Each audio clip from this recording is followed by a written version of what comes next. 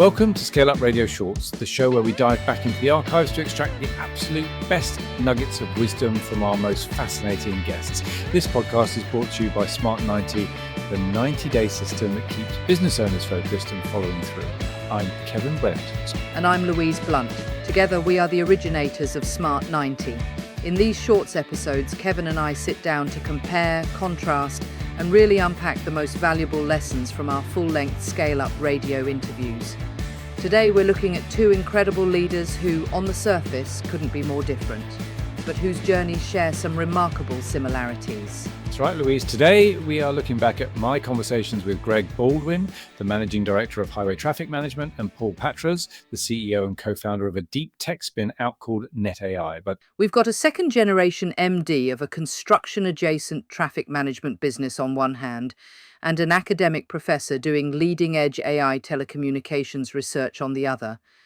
But Kevin, when we were listening back to these interviews, what struck us both was how they both had to undergo a massive shift in their leadership mindsets to scale their businesses.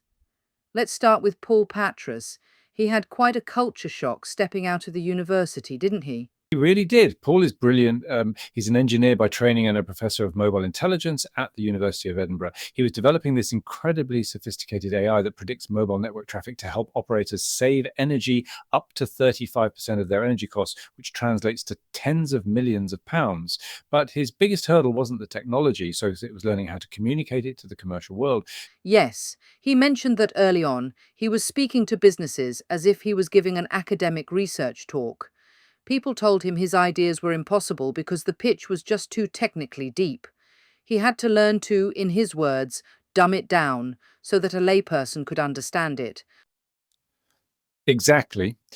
He had to fall out of love with his own solution and start falling in love with the customer's problem.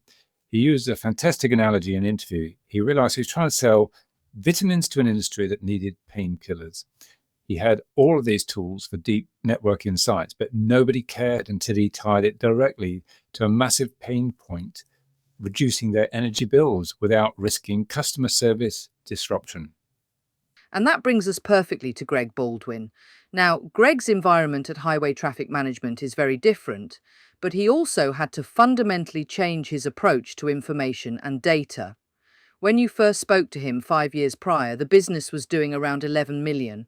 By your recent catch-up, they were forecasting 28 million, all grown organically. But to manage that, Greg had to move away from gut-feeling leadership, didn't he? He did.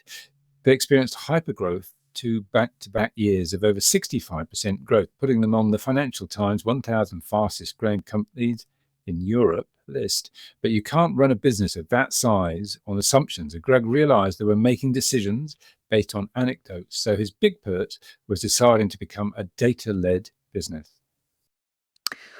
What I loved about Greg's approach, though, was how practical it was. Paul Patras is dealing with complex neural networks, but Greg pointed out that gathering data doesn't always mean buying a highly complex, expensive software system.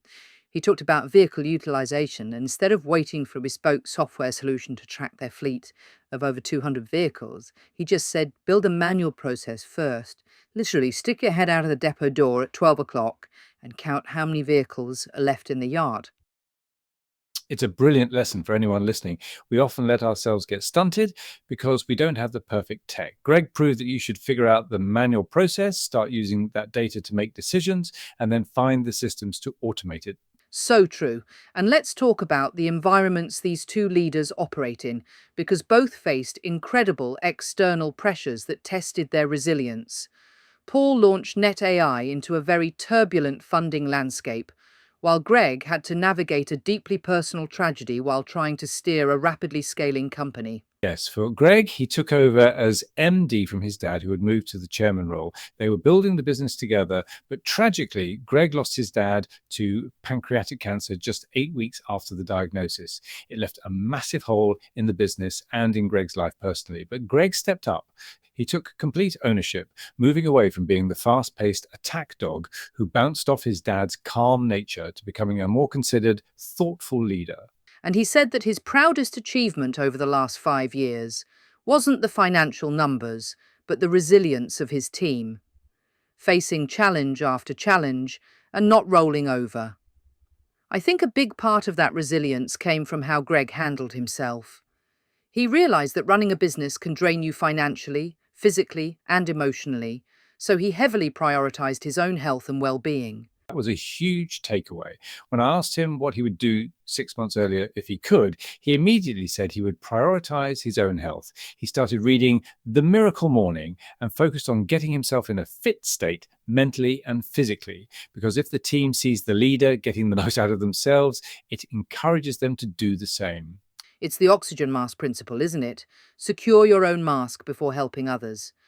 And over in the tech startup world, Paul Patras had his own oxygen mask moments regarding cash flow and survival. Absolutely. Paul really opened up about the harsh reality of venture capital right now. He raised a pre-seed round easily in 2021 when investors had a lot of dry powder, but the risk appetite has significantly decreased since then, especially in Europe. When things got tight, he realized that VCs are ultimately in the risk management business. They expect some of their portfolio to fail, so they won't always bail you out. Right, he had to take drastic action. To extend their runway, they gave up their office to go fully remote, unfortunately had to let some people go, and had to become highly creative with funding. He stopped relying purely on private equity and successfully pivoted to grant funding, securing money from Horizon Europe and the UK's Advanced Research and Invention Agency, ARIA.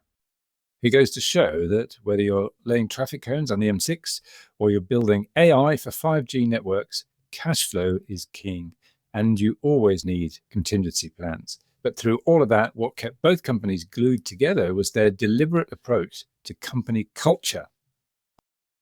I found their differing perspectives on culture fascinating because of the different stages of their businesses. Greg has a workforce that swells to 450 people in the summer.